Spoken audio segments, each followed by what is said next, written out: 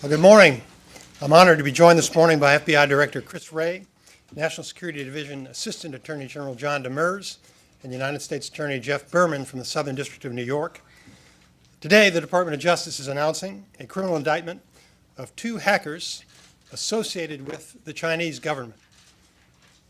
The charges include conspiracy to commit computer intrusions against dozens of companies in the United States and around the world. As with all American criminal charges, individual defendants are presumed innocent unless and until proven guilty in court. This case is significant because the defendants are accused of targeting and compromising managed service providers, or MSPs. MSPs are firms that are trusted to store, process, and protect commercial data, including intellectual property and other confidential business information. When hackers gain access to MSPs, they can steal sensitive business information that gives competitors an unfair advantage. The indictment alleges that the defendants worked for a group known to cybersecurity experts as APT-10.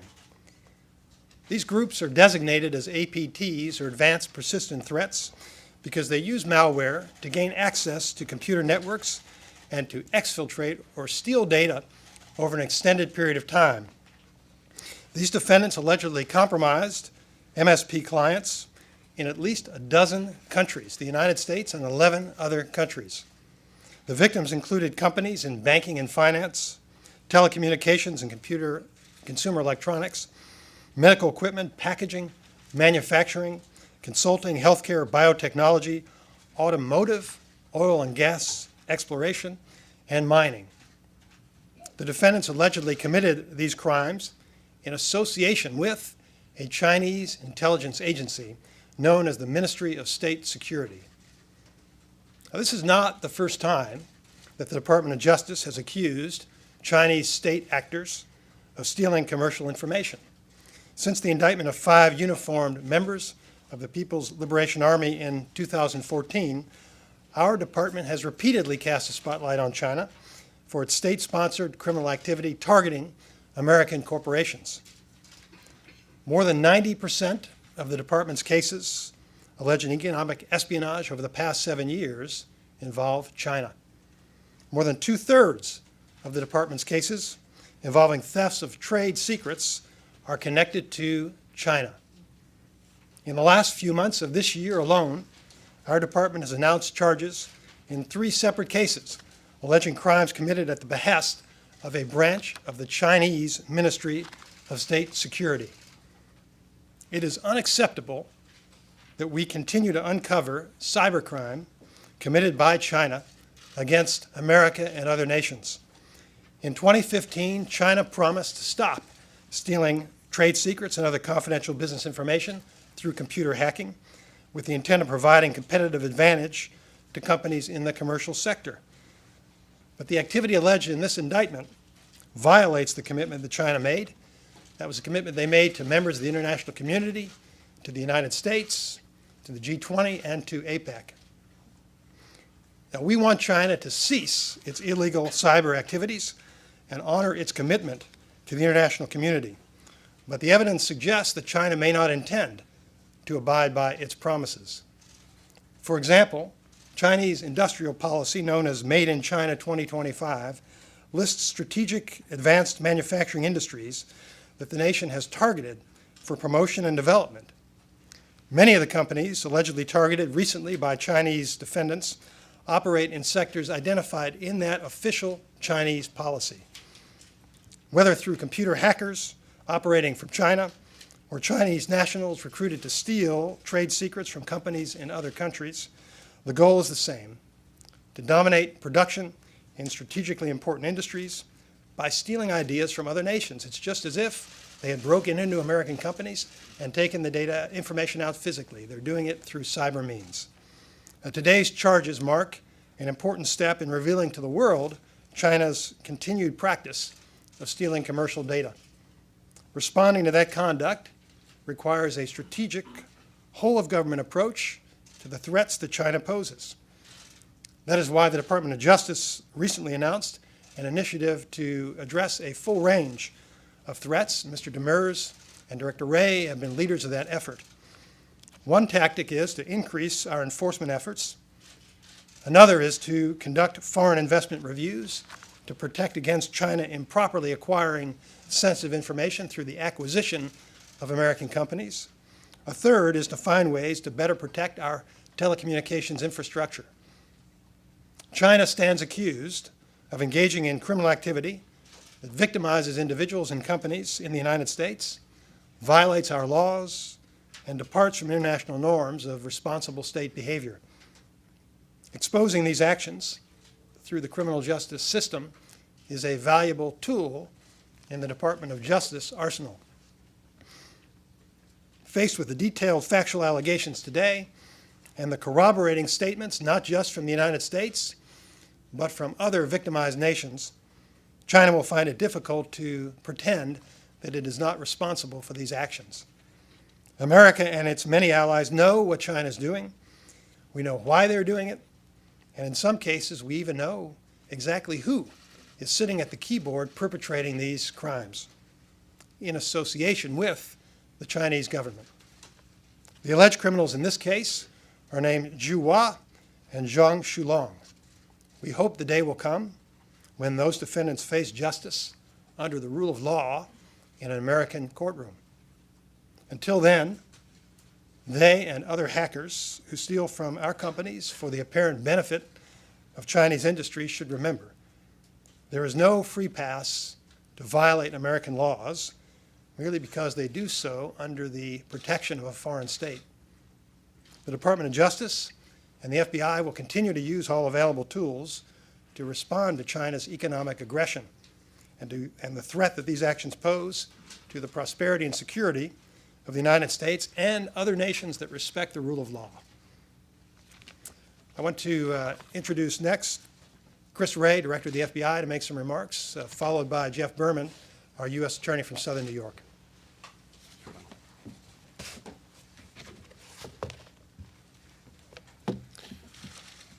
As evidenced by this investigation, the threats we face have never been more severe or more pervasive or more potentially damaging to our national security. And no country poses a broader, more severe, long-term threat to our nation's economy and cyber infrastructure than China. China's goal, simply put, is to replace the U.S. as the world's leading superpower, and they're using illegal methods to get there. They're using an expanding set of non-traditional and illegal methods. China's state-sponsored actors are the most active perpetrators of economic espionage against us. In short, they seek to strengthen themselves and to weaken the United States. And while we welcome fair competition, we cannot and will not tolerate illegal hacking, stealing, or cheating. We're not talking about the Chinese people as a whole. We're talking about state-sponsored actors engaged in illegal behavior. These aren't just Chinese officials employed by the Chinese government. They can be hackers, businessmen, researchers, or front companies acting on behalf of state actors. And often they're recruiting or co-opting insiders, employees of American companies, trusted. As noted, the actors named in this indictment were members of a hacking group operated in China and associated with the Chinese Ministry of State Security, a group known as APT-10. The members of APT-10 conducted major computer intrusion campaigns targeting U.S. government agencies and companies both around the country and across the world, and stealing hundreds of gigabytes of intellectual property and confidential business information. The list of victim companies reads like a who's who of the global economy, from biotechnology, agriculture to healthcare, from oil and gas exploration to NASA. Healthy competition is good for the global economy. Criminal conduct is not. Rampant theft is not. Cheating is not. There is no light on this issue between the United States and our law-abiding international partners. We're all standing shoulder to shoulder to condemn this conduct. The scope of this investigation was broad, as you might imagine, involving field offices from New Orleans, New York, Sacramento, San Antonio, and Houston. And we're incredibly grateful not only to our DOJ colleagues, but to our partners in the Naval Criminal Investigative Service, the Defense Criminal Investigative Service, and the Department of Homeland Security for their work. We also appreciate our partners in the Department of Defense's Computer Forensic Laboratory, who worked with us as we analyzed hundreds of malware samples. With this malware, FBI and NCIS investigators found key links between major victims and APT-10's command and control infrastructure. After identifying additional victims here in the United States and around the world, the FBI's Cyber Action Team, which is our elite rapid deployment force, and our cyber counterparts at DHS deployed to multiple locations to provide technical support and investigative assistance. We also worked with our counterparts in the NCIS to investigate APT-10's theft of personally identifiable information for more than 100,000 U.S. Naval Service members. We are deeply concerned about American innovation ending up in the wrong hands, including by nation states like China intent on stealing the fruits of our research, our economic investment, our development, and our hard work for their gain. This is conduct that hurts American businesses, hurts American jobs, hurts American consumers. The Chinese government is not pulling any punches. They want what we have so that they can get the upper hand on us, and they're strategic in their approach. They're playing the long game. But let me be perfectly clear. No country should be able to flout the rule of law. So we're going to keep tackling this illegal behavior with everything we've got, every investigative technique, every piece of intelligence, every partnership from federal, state, local, and international partners to private sector, community, and academic partners. And we're going to keep calling out this state-sponsored behavior for what it is: illegal, unethical, and unfair. It's going to take all of us working together to protect our economic security and our way of life. The American people expect and deserve no less. Thank you.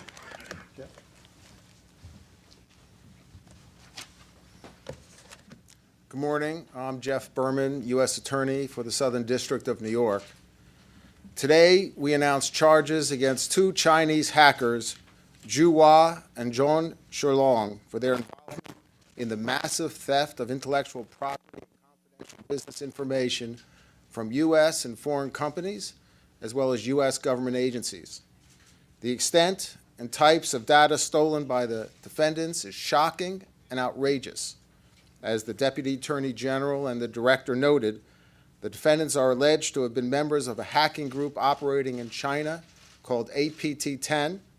As alleged, these defendants engaged in their hacking campaign in association with the Chinese Ministry of State Security.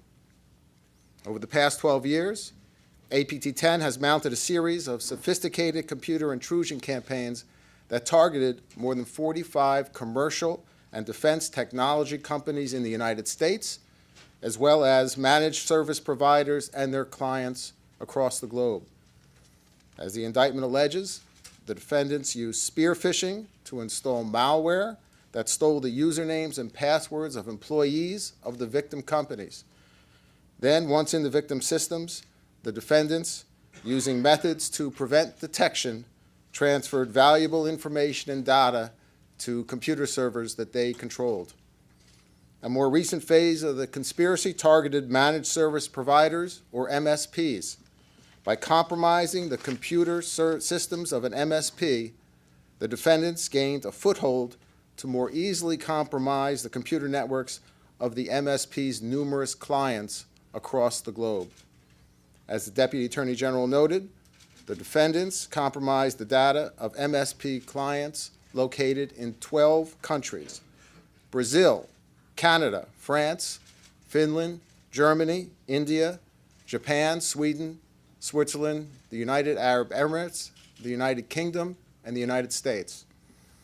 The defendant's hacking campaigns also targeted U.S. government agencies, including the laboratories of NASA, the United States Department of Energy, and the U.S. Navy. Members of APT-10 stole personal confidential information, including Social Security numbers and dates of birth, from over 100,000 Navy personnel. It is galling that American companies and government agencies spent years of research and countless dollars to develop their intellectual property, while the defendants simply stole it and got it for free. As a nation, we cannot and will not allow such brazen theft to go unchecked.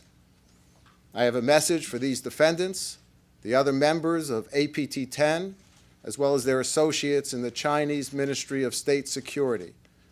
The U.S. government will work relentlessly to identify you and to bring you to justice. You cannot remain anonymous, even if you are halfway across the world.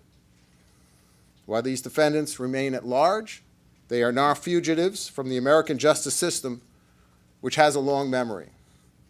We look forward to the day when these defendants will be in a courtroom in the Southern District of New York to be held to account. I want to thank Director Wray and the FBI. I would also like to thank the Defense Criminal Investigative Service and the Naval Criminal Investigative Service.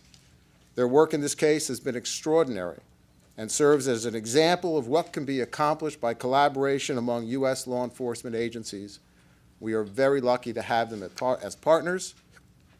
I would also like to thank the prosecutors in my office who investigated and prosecuted this case, AUSA, Sagar Ravi, as well as the co-chiefs of our complex fraud and cybercrime unit, Timothy Howard and Daniel Noble.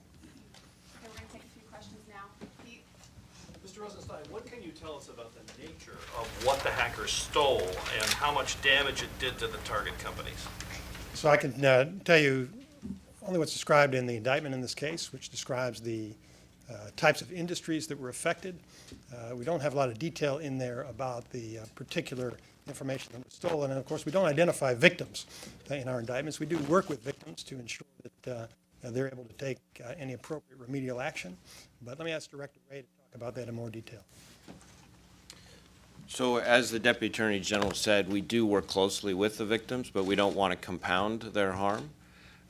What I would say is that we had great cooperation from a whole number of companies and organizations on this so that they can take appropriate steps. But the kind of information we're talking about here is confidential information and by definition valuable, very valuable information for these companies. One way to think of what is alleged in this indictment is you've all heard about situations where you see somebody essentially the cyber equivalent of breaking into a house. This is more like breaking into and getting the keys from the maintenance supervisor who has keys to hundreds and hundreds of apartments and all the residents in those apartments. And that's why this is so significant. May I just follow up? Mr. Rosenstein, can you tell us what, since Mr. Whitaker has come here, what your role has been in overseeing the Mueller investigation? We'll have more for you on that later today. In terms of my role, as we've described previously, we've continued to manage the investigation as we have in the past, and it's being handled appropriately. You know, if it's Bob Mueller or Rod Rosenstein or Matt Whitaker or Bill Barr, that investigation is going to be handled appropriately by the Department of Justice. Maura? Mr. Deputy Attorney General, since we have the benefit of you here today, would you mind weighing in on the memo that was revealed last night from the President's pick to lead the department, Bill Barr, that weighed in on the Mueller investigation, calling the obstruction inquiry fatally misconceived? And also, given the Barr nomination, should we expect that the ultimate report on the Mueller investigation would be deferred until he's confirmed? Bill Barr was an excellent Attorney General during the approximately 14 months that he served in 1991 to 1993. Bill Barr will be an outstanding Attorney General when he's confirmed next year. The memo that you made reference to reflects Mr. Barr's personal opinion. He shared his personal opinion with the department. Lots of people offer opinions to the Department of Justice, but they don't influence our own decision-making. We have very experienced lawyers, and obviously our decisions are informed by our knowledge of the actual facts of the case, which Mr. Barr didn't have.